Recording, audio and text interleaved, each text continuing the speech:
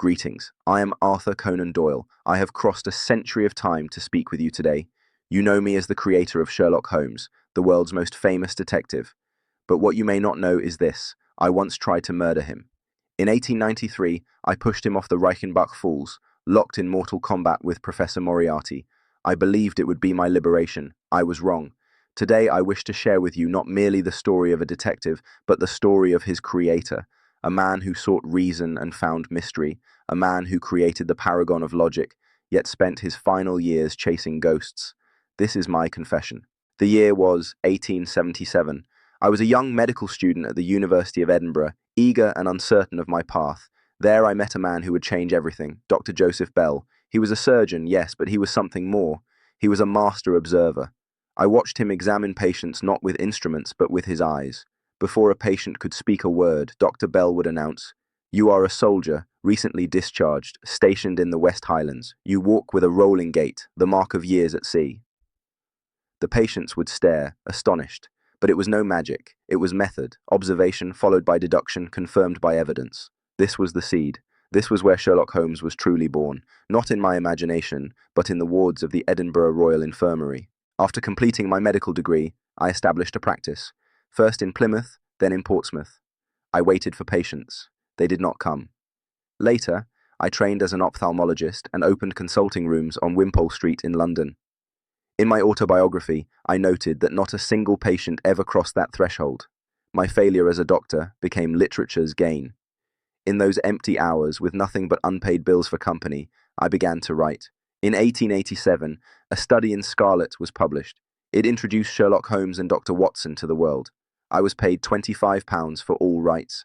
I thought nothing of it at the time. I had created a monster, not in the Gothic sense, but in the sense that would come to consume my life. Holmes was born to pay my rent. He would become my jailer. You see, but you do not observe. These words, spoken by Holmes to Watson, contain the essence of my detective's philosophy. Seeing is passive. Your eyes receive light, shapes, colors.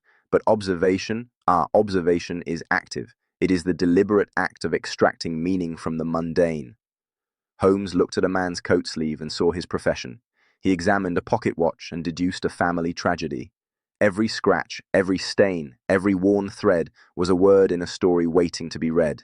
Now I ask you, citizens of 2026, in an age where data flows like rivers, where algorithms process billions of data points, do you truly observe, or do you merely see? The method remains: observation, deduction, confirmation. Your machines can process, but can they understand? I had ambitions beyond the detective. I wrote historical novels, The White Company, Micah Clarke. Works I believed would cement my literary reputation, but the public cared nothing for medieval knights or Puritan soldiers. They wanted Holmes, always Holmes. I wrote to my mother, "I think of slaying Holmes and winding him up for good and all. He takes my mind from better things." Can you understand this? The creator resenting his creation, the father wishing to destroy his child. Holmes was not merely a character to me. He was a chain around my neck, binding me to a genre I had grown to despise. The psychology is curious, is it not? Modern thinkers might call it an Oedipus complex in reverse, the father attempting to slay the son to reclaim his identity. In December 1893, I published The Final Problem. In it, Holmes and his nemesis, Professor Moriarty, grapple at the edge of the Reichenbach Falls in Switzerland. Together, they plunge into the abyss. I wrote to my mother after completing it, "Killed Holmes. I believed it was liberation. I'd saved my mind for better things. No more consulting detective, no more 221B Baker Street, no more crimes to solve. I was free, or so I thought." The reaction was beyond anything I had anticipated. Young men in London wore black mourning bands. The Strand magazine received 20,000 subscription cancellations. I was accosted in the street by strangers who called me brute and murderer. Letters arrived at my home, thousands upon thousands, demanding Holmes's return. Some were pleading, others were threatening, all were passionate. It was then I understood something profound. Sherlock Holmes was no longer mine. He belonged to the public. He had become larger than his creator. A fictional character had achieved a form of immortality that his author never could. The creation had surpassed the creator. In 1906, while Holmes remained dead in the public's mind, I became a real detective. George Idalgi was a young solicitor, the son of a Parsi clergyman. He had been convicted of mutilating horses and cattle in the English countryside, a crime he did not commit. When I first met him at the Grand Hotel in London, I observed something the police had missed. George held his newspaper mere inches from his face. His eyes squinted at impossible angles. I was an ophthalmologist. I knew immediately this man suffered from severe myopia and astigmatism. He was nearly blind. The crimes had been committed at night in dark fields, requiring the perpetrator to navigate rough terrain and subdue livestock. George Adalji could barely see his hand in front of his face. It was physically impossible for him to have committed these crimes. My medical training, the very foundation of Holmes's method, had revealed the truth. In 1901, I relented. The publishers offered sums I could not refuse. The public's demand was relentless, and perhaps I had begun to miss him. The Hound of the Baskervilles was presented as a case from before Holmes's death. The public devoured it. Then, in 1903, I brought him back properly in The Adventure of the Empty House. Holmes had survived the falls by grasping a ledge, while Moriarty tumbled to his doom. Was it surrender? Perhaps.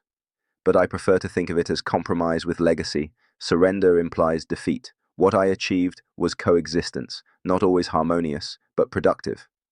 Holmes and I would continue together until 1927, when I finally laid down my pen for the last time. Then came the war. The Great War, they called it, as if there could be anything great about such slaughter. My son, Kingsley, enlisted. He fought with courage. In 1918, wounded by shrapnel, weakened by influenza, he died. My brother Innes followed. My nephews, my brother-in-law. One by one, the war took them. I had spent my life celebrating reason, logic, the scientific method, but no amount of logic could explain why my son had to die. No deduction could bring him back. No observation could fill the void in my heart.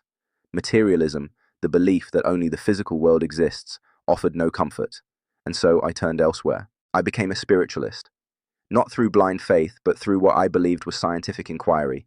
To me, spiritualism was not religion. It was a new science, the science of the afterlife.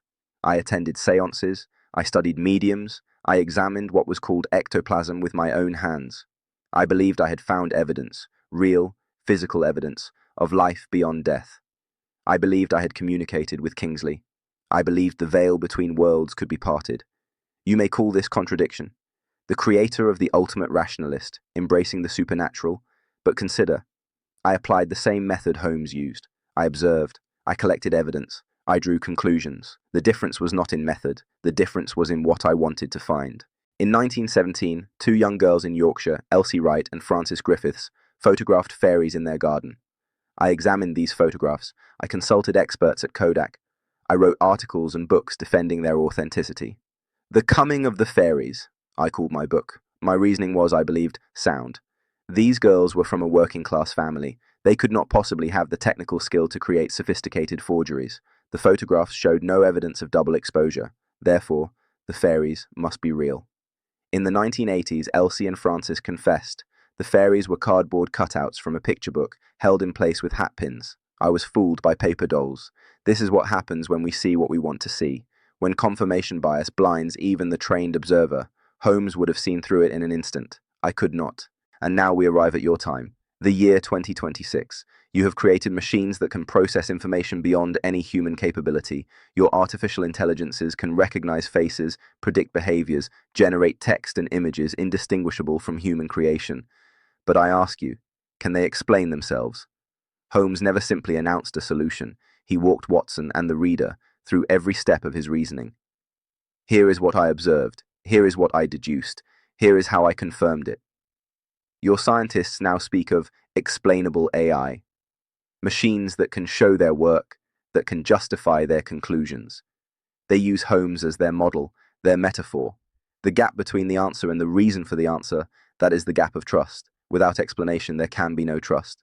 Consider a broken wine glass. Your algorithm sees glass, broken, velocity, 5 meters per second, liquid, red, splatter pattern, consistent with impact. Holmes sees a crime of passion. The glass was thrown in anger. The trajectory suggests a left-handed assailant. The position indicates betrayal. This was intimate, not random. Data describes the state. Context describes the motive. There is nothing more deceptive than an obvious fact, Holmes once said. Your machines can identify what. They struggle with why. And without the why, you have data without meaning, information without wisdom. This is not a criticism of your technology. It is a reminder. The human element cannot be computed. I have seen, from my vantage point across time, how my creation has multiplied. Holmes lives in your television programs, CSI, House MD, The Mentalist, Sherlock. Every detective who observes the overlooked detail, every doctor who diagnoses the undiagnosable, every consultant who solves the unsolvable, they carry his DNA. In Japan, there is Detective Conan, named for me, a child detective who solves crimes with Holmes's methods. In China, Holmes is known as Curly Fu, beloved by millions. The method I learned from Joseph Bell, transformed into fiction, has become a template for investigation across the globe. My child has been cloned countless times, and in each iteration, the core remains: observe, deduce, confirm. Do not mistake me for a sedentary man. I was never content behind a desk. At 20, I served as ship's surgeon on a whaling vessel in the Arctic. I walked on ice floes, hunted seals, nearly drowned when I fell through thin ice. I introduced skiing to Switzerland, demonstrating the sport to skeptical alpine villagers. I played goalkeeper for Portsmouth Football Club. I rode motorcycles. I flew in early aeroplanes. During the Boer War, I served as a field physician in South Africa, treating wounded soldiers amid chaos and disease. Work is the best antidote to sorrow, I discovered. When grief threatened to consume me, I turned to action. The body in motion keeps the mind from despair. How do I reconcile Holmes and the seance room, logic and the spirit world? Perhaps they need not be reconciled. Perhaps the human condition demands both. We are logical machines, capable of extraordinary reason, of solving complex problems, of building civilizations. But we are also mysterious souls. We love without reason. We hope against evidence. We believe in things we cannot see. Science gives us tools. Spirit gives us purpose. Holmes represented one half of me, the physician, the rationalist, the observer. But there was another half, the seeker, the father, the griever, that longed for something more than could be measured or deduced. I do not ask you to agree with my conclusions about the spirit world. I ask only that you understand the search. And now I turn the lens upon you. In my time, I was deceived by paper fairies. In your time, you face deepfakes, artificial images and videos so convincing that truth itself becomes negotiable. Seeing is believing, we once said. That axiom is now obsolete. In 2026, seeing is merely the beginning of doubt. So I ask you, what do you observe? Not merely see, observe. Are you finding clues or confirming your biases? Are you seeking truth or seeking comfort? The method Holmes taught is more vital than ever. Question everything, verify independently, demand evidence, and above all, be willing to abandon your conclusions when the facts demand it. Once you eliminate the impossible, whatever remains, no matter how improbable, must be the truth. These words have echoed across a century. They have been quoted by scientists, philosophers, detectives, real and fictional. But there is a warning implicit in this maxim. The danger lies in defining impossible too narrowly, in eliminating possibilities too hastily, in arriving at conclusions that suit our desires rather than reality. I made this error with the Cottingley fairies. I eliminated forgery as impossible because I wanted the fairies to be real. Truth lies beyond what we want to see. It demands humility. It demands the courage to be wrong. And so we come to the end of our time together. I have confessed to you my triumphs and my failures. I have shown you the man behind the myth, the creator consumed by his creation, the rationalist who chased ghosts. What remains is not a lecture to be remembered, but a method to be applied. Observe with logic, love with passion, believe with caution. The game, the great game of understanding this mysterious universe and our place within it, is always afoot. Go now. Apply the method. Question everything. And perhaps in your own investigations, you will find truths that eluded even Sherlock Holmes. Thank you for listening. The game is afoot.